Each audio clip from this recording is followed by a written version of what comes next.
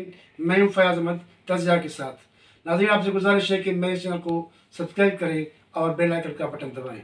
नाज़रीन, आज जिस टॉपिक पर बात करेंगे वो है जस्टिस काजी साहब फैज़। जैसा कि आप जानते हैं कि जस्टिस काजी साहब फैज़ पाकिस्तान में एक आइन पसंद जज हैं और इसी जज को माजी में इमरान खान की हुकूमत में बहुत टार्चर दिए गए थे। इसके खिलाफ रेफरेंस बनाया गया था, इसको उसकी घरवाली को भी बहुत परेशान किया गया था। तो यही वह जज है जिसने तकलीफ़ें बर्दाश्त की हैं। तो इसने एक गुज़िश्ता माह एक केस था, उसमें इसने फैसला सुनाया था कि जो सोमोटो एक्शन है सुप्रीम कोर्ट का, वो उसके तहत जो भी कार्रवाइयाँ हुई हैं, जो भी केस चले हैं, वो फ़िलहाल रोक दी जाएँ, मुअत्तल की जाती हैं जब तक वो अपना पार्लियामेंट इस पर कोई कानून बना सके। और इसने कहा था कि ये जो सोमोटो इलेक्शन है वो सही नहीं है, और इन्होंने ही कहा था कि ये जो है, और दूसरे जजों ने कहा था कि ये जो है ये वन मैन शो है। तो क्या हुआ कि चीफ जस्टिस पाकिस्तान ने जो सोमोटो इलेक्शन लिया था 2 जजेस के कहने पर, इलेक्शन के हवाले से जो पंजाब में होनी है, तो उस पर जो इसका जो फैसला था ना, वो ऑटोमेटिकली सुप्रीम कोर्ट के चीफ जस्टिस के जो केस सुना था वो ऑटोमेटिकली ख़त्म हो जाता है। तो वो कानून ख़त्म हो गया था।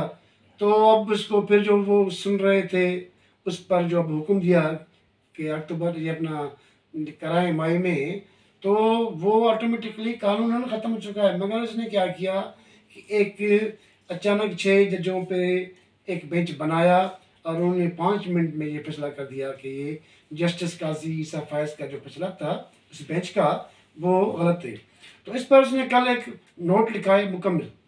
नज़र कमाल की बात है, ये जो नोट है वो सुप्रीम कोर्ट की वेबसाइट पर अपलोड किया गया और कुछ टाइम के बाद उसको डिलीट कर दिया गया, क्योंकि वो नोट जो थे काजी साहब फैज़ के, वो इंग्लिश ज़ुबान में थे और उर्दू ज़ुबान में थे।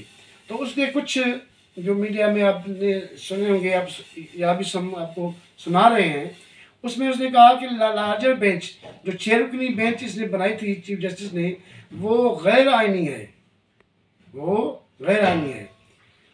काजी साहब ने कहा कि चीफ जस्टिस का हुक्म जो है वो आमराना है और मुतकबराना लिबास में वो आमराना फैसले देकर वो आइन और कानून को ख़त्म नहीं कर सकते।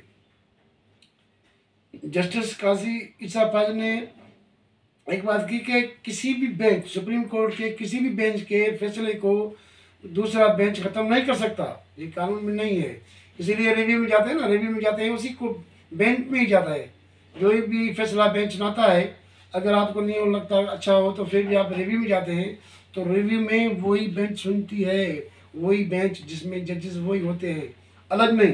तो इसके हिसाब से जस्टिस काजी साहब फैज़ ने ज़बरदस्त कहा कि जो हमने फैसला हुक्म दिया है वो अब भी बरकरार है। इसके हवाले से जो जजेस ने, ये 6 जजेस ने दिया था, वो ख़ुद गैर आइनी है और गैर कानूनी है। इससे अंदाज़ा हो सकता है कि सुप्रीम कोर्ट में जो तनाज़ा है कितना गहरा है, तफरीक कितनी गहरी है, और जो दूसरे जजेस हैं, जस्टिस उमर बदयाल और उनके ग्रुप वाले, कैसे वो गैरानी खुद काम कर रहे हैं और हम जैसों को और आम पाकिस्तानियों को और दूसरों को आइन के तहत अलग चलाने की कोशिश कर रहे हैं और उनको सजाएं दे रहे हैं, खींच रहे हैं।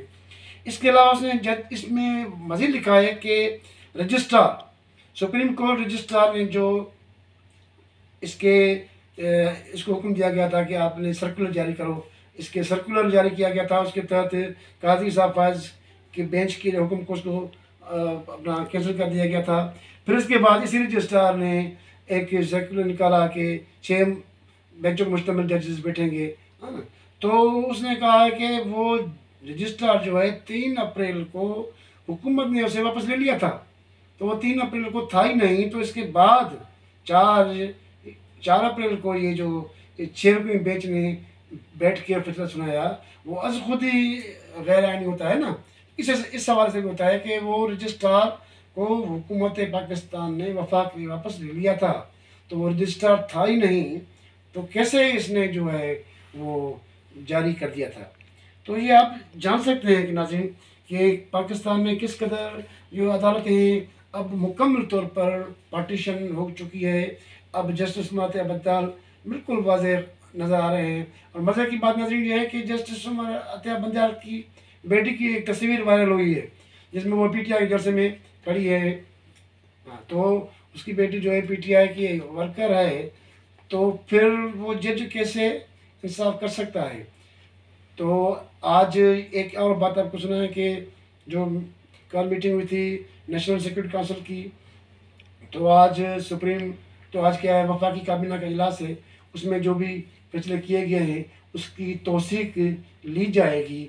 तो नाज़रीन आज तो ये आज आपको कुछ हमने खबरें सुनाई हैं, बाकी देखते हैं पाकिस्तान में आइंदा क्या होगा।